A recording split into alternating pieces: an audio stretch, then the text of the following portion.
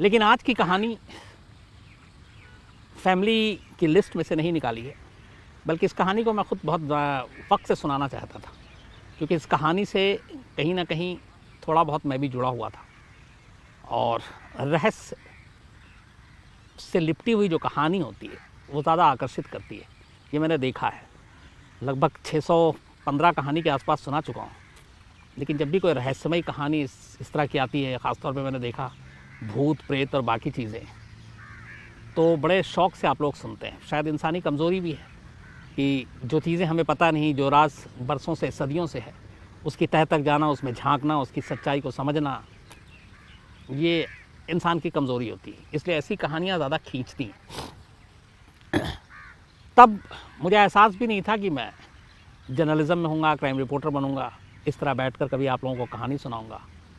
और उस वक्त लड़कपन में मैंने उस कुएं को देखा था जाकर। कई बार दोस्तों के साथ क्रिकेट खेलता था और उसके बाद पता चलता था एक कुआं है, उस कुएं के बारे में बहुत सारे राज हैं। ये कुआं पाताल में जाकर मिलता है, इस कुएं के अंदर बहुत सारे ख़जाने हैं, इस कुएं के अंदर बहुत सारी लाशें हैं। तो ये बातें अपने बड़े बुज़ुर्गों से सुनते आ रहे थे, जो दोस्तों हैं उनके घर वालों से भी सुनते आ रहे थे। और तब इस बात का एहसास नहीं था कि ये कुआं सिर्फ यहीं पे नहीं बल्कि पूरे देश में इसको लोग जानते हैं और ये इतना मशहूर है। धीरे धीरे बाद में जब पढ़ाई लिखाई हुई और किताबों में इस कहानी का जिक्र आया, तो मुझे लगा कि जिसे हम लोग हल्के में लेते थे वो इतना ऐतिहासिक कुआं, जिसको 2-4 बार देखने का मौका मिला और जिसके अंदर इतने राज हैं, इतने रहस्य हैं, तो क्यों ना इस कहानी को आप तक रखा जाए। ये एक ऐसे कुएं की कहानी है जिसके बारे में बहुत सारी बातें, लेकिन सच्चाई क्या है, बहुत सारे लोगों ने कोशिश की जानने की, समझने की, वैज्ञानिक तौर पे भी, साइंटिफिकली तौर पे भी, लेकिन सही मानों में इसकी सच्चाई पूरी तरह से सामने भी आई तो बहुत सारे लोग यकीन करने को तैयार नहीं थे। एक कि इस कुएं को बनवाया ही इसलिए गया ताकि इसमें दुश्मनों को मार कर, उनका कत्ल कर, उनकी लाशों को इसमें रखा जाए। 2, इस कुएं को इसलिए बनाया गया ताकि इसके अंदर सारे ख़जाने को छुपाया जाए। तो ऐसी सारी बातें थी। मैं बात कर रहा हूँ, और आज की कहानी है एक रहस्यमय कुएं की, और इस कुएं का नाम है अगम कुआं। मतलब ये अगम कुआं है और ये पटना में है और पटना शहर में है। इस कुएं को लेके इतनी सारी बातें, इतनी सारी कहानियां हैं कि मैं आपको क्या बताऊं। लेकिन जो हिस्ट्री है, इतिहास है, और जो सारी किताबें हैं जिसमें बाकी सारी चीज़ें इस कुएं के बारे में, अगम कुएं के बारे में जो सच्चाई लिखी, अगर उसके हिसाब से चलें तो इस कुएं को बनवाया था सम्राट अशोक ने। पटना अपने आप में उस वक्त मगध की राजधानी और अशोक का वहाँ से ताल्लुक़। तो जो इतिहास है उसमें ये बताया गया कि अगम कुआं जो है, इसका निर्माण सम्राट अशोक ने कराया था और इस कुएं का नाम अगम कुआं रखा था। अगम का मतलब होता है पाताल। तो मतलब ये है कि इस कुएं का कहीं ना कहीं कोई सिरा उस वक्त के हिसाब से वो सीधे सीधे पाताल से जुड़ता है। अब इस कुएं को लेके जो बनाने की तारीख है वो ये है कि 233 to 273 ईस्वी के दौरान इस कुएं का निर्माण किया गया था। लेकिन एक आम कुआं इतना ज़्यादा सुर्खियों में क्यों, उसको लेके कुछ चीज़ें। अलग अलग दौर में इस कुएं की गहराई नापने की बड़ी कोशिश की गई, बहुत सारे लोगों ने किया। जब ज़माना तरक्की किया, साइंस टेक्नोलॉजी की बातें आई तब भी, लेकिन बरसों तक इस कुएं की गहराई कितनी है ये कोई नाप नहीं पाया था। उस ज़माने में जब इस कुएं को बनाया गया था तब कहते हैं कि ज़मीन के अंदर करीब 20 फीट की खुदाई के बाद ही पानी अपने आप निकल आता था। तो उस ज़माने में जितने भी कुएं होते थे, ख़ासतौर पर अगर मैं सूखे के इलाके को छोड़ दूँ और पटना जैसे जहाँ पे गंगा किनारे है, तो 20 फीट काफ़ी है किसी भी कुएं में पानी निकालने के लिए। लेकिन इस कुएं की गहराई 20 फीट से बहुत ज़्यादा थी। काफ़ी नापने की कोशिश की गई और आखिरकार लोगों ने फिर बाद में ये माना कि इस कुएं की जो गहराई है, पुरातत्व विभाग ने भी इसमें मदद की, तो उन्होंने कहा कि करीब करीब 105 फीट है, 105 फीट। अब यहाँ चौंकने वाली बात और चौंकाने वाली बात ये थी कि उस दौर में जब ये कुआं बना तब ज़मीन के 20 फीट 15 फीट के बाद पानी आ जाए लेकिन 105 फीट कुआं खोदने की ज़रूरत क्या थी? और इसी के बाद फिर बहुत सारी कहानियाँ बननी शुरू हुई। एक कहानी ये आई, अच्छा इस कुएं के बारे में कई खासियत। कहते हैं कि चाहे कैसा भी मौसम हो, अकाल पड़ जाए, सूखा आ जाए, इस कुएं का पानी आज तक कभी सूखा नहीं है। ये कुआं हमेशा पानी से लबरेज भरा हुआ होता है। और इस ऐसे दौर में बहुत सारे ऐसे अलग अलग दौर आए जब सूखा पड़ा, पानी की किल्लत हो गई, लेकिन अगम कुआं में पानी की किल्लत नहीं हुई। एक इसको लेके शुरू से ये है कि इस कुएं का पानी कभी ख़त्म ही नहीं हुआ, ना कभी सूखा। दूसरा, इस कुएं के बारे में यह है कि मौसम के हिसाब से यहाँ पानी का रंग बदलता है। बरसात में पानी का रंग कुछ और होता है, गर्मी में कुछ और सर्दी में कुछ और ये लोगों ने देखा है।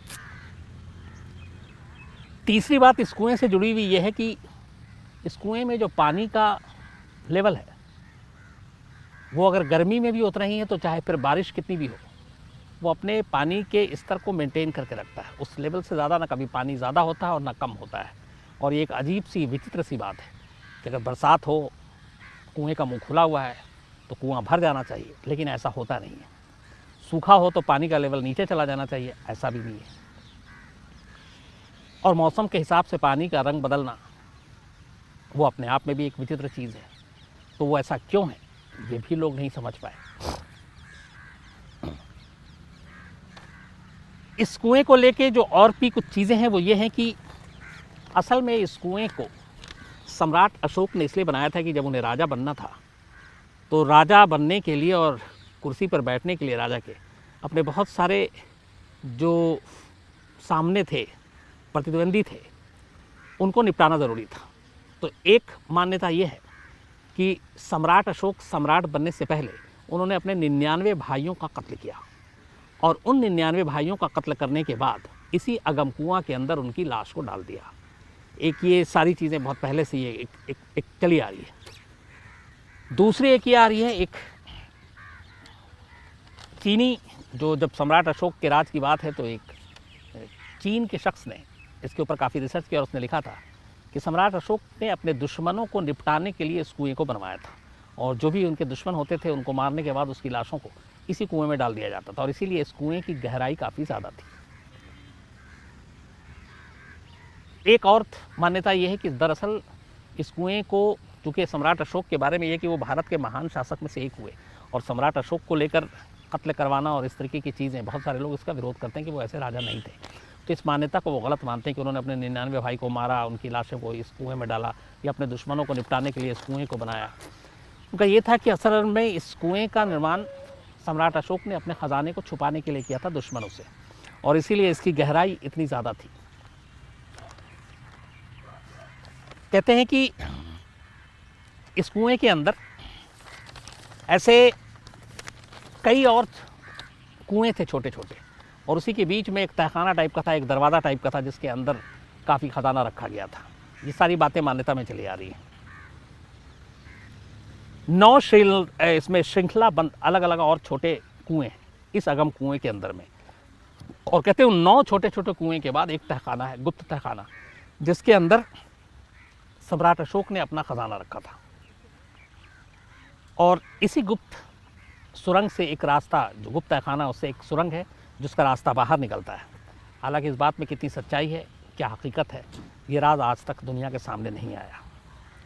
हालांकि इस कुएं का जो खोज था वो एक ब्रिटिश खोजकर्ता थे, लॉरेंस वॉडेल, इन्होंने इसे खोजा था और उस वक्त भी इन्होंने इसका जिक्र किया था इस कुएं के ख़जाने को लेकर और सम्राट अशोक के 99 भाइयों के कत्ल करने के बाद कुएं में छुपाने को लेकर।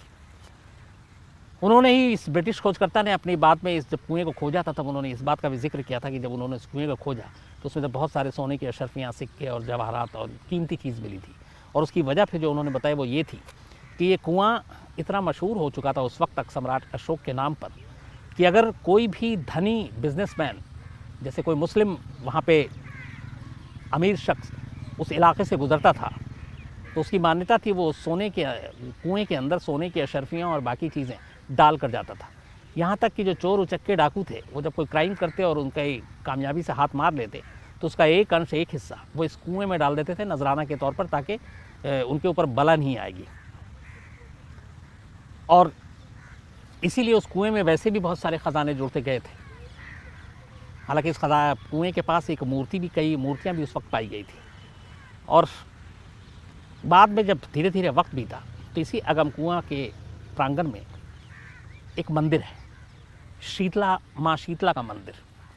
और यहाँ पे बड़ी मान्यता है लोगों की। लेकिन एक चीज़ ये भी कि जो भी माँ शीतला के दर्शन करने के लिए जाते हैं वो पहले अगम कुआँ के दर्शन करते हैं और उस कुआँ की पूजा करते हैं, और उसी कुएँ के जल को माँ शीतला देवी के ऊपर चढ़ाया जाता है। उसकी वजह यह है कि उनका मानना है कि ये जो कुआँ है ये गंगा सागर से जाकर मिलता है पश्चिम बंगाल में, तो जो पानी है वो बेहद पवित्र है, और इसीलिए इस कुएँ के पानी को माँ शीतला देवी के मंदिर पर चढ़ाया जाता है। इस कुएँ के गंगा सागर से मिलने की भी एक कहानी है, और वो कहानी ये है कि कहा जाता है कि एक अंग्रेज़ अफ़सर की कोलकाता में छड़ी गुम हो गई थी, गंगा में गिर गई थी, और उसके बाद उसे ढूंढा गया काफ़ी, क्योंकि वो छड़ी बड़ी प्यारी थी, करीब थी उसके, लेकिन मिला नहीं। काफ़ी वक्त के बाद वो छड़ी अगम कुआँ के पानी पर ऊपर तैरते हुए मिला।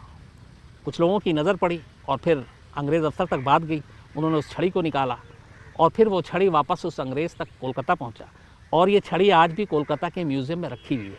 तो इसीलिए इसको ये माना गया कि इस कुएँ का जो नीचे बेस है वो सीधे गंगा सागर से जाकर मिलता है, और वहाँ पे ये छड़ी गुम हुई और वो गंगा में तैरते तैरते पानी के जरिए, बहाव के ज़रिए आकर इस अगम कुआँ में मिली, और फिर अगम कुएँ के ऊपर पानी में तैरती मिली, और फिर बाद में इसे वहाँ पहुँचाया गया, और ये छड़ी आज भी कोलकाता के एक म्यूज़ियम में रखी हुई है।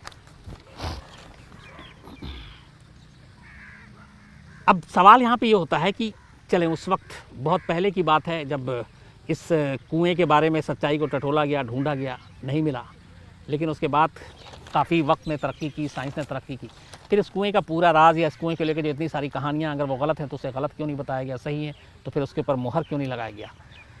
तो इस कुएँ के बारे में ऐसा नहीं है कि सिर्फ छोड़ दिया गया कि आप इसी तरीके से अफवाहें चलती रहें, पनपती रहें। 1932 में पहली बार इस कुएँ के राज को जानने की कोशिश की अंग्रेज़ों ने, बहुत ज़्यादा कामयाबी नहीं मिली। इसके बाद 1962 में फिर से अगम कुआँ की सच्चाई को जानने की कोशिश की गई, बाकायदा एक टीम पुरातत्व विभाग की और तमाम लोग, और इस कुएँ के राज, इस कुएँ की 105 फीट गहराई का मतलब, इस कुएँ का गंगा सागर से मिलने का मतलब, सम्राट अशोक और उनके 99 भाइयों के कत्ल के बाद कुएँ में लाशों का मतलब, या फिर ख़जाना, फिर भी बहुत ज़्यादा कामयाबी नहीं मिली। तीसरी बार 1995 में फिर से अगम कुएँ की सच को खोदने का काम शुरू किया गया, और एक वजह यह भी थी कि बहुत सारे लोगों की मान्यता थी कि इस कुएँ के धरातल में नीचे बहुत सारे ख़जाना छुपा है सम्राट अशोक के दौर का, और अलग अलग नीचे तहखाने हैं, उसके बाद सुरंग है, तो एक ख़जाने का भी लालच था। तो 1995 में इस कुएँ के ख़जाने को फिर से ढूंढने की कोशिश की गई, लेकिन तीसरी बार में भी कोई ख़ास कामयाबी नहीं मिली। तो एक के बाद एक 3 कोशिश की गई जो रिकॉर्ड पर है, 1935, 62 और 1995 कि अगम कुएँ का राज रहस्य है क्या, लेकिन सच्चाई सामने नहीं आई। जहाँ तक ख़जाने की बात है कि सम्राट अशोक ने इसमें ख़जाना छुपाने के लिए इस कुएँ का निर्माण कराया था, तो कोई ऐसा बड़ा ख़जाना इतिहास में जो दर्ज हो, रिकॉर्ड पे हो, अलग अलग वक्त में, वो भी नहीं है।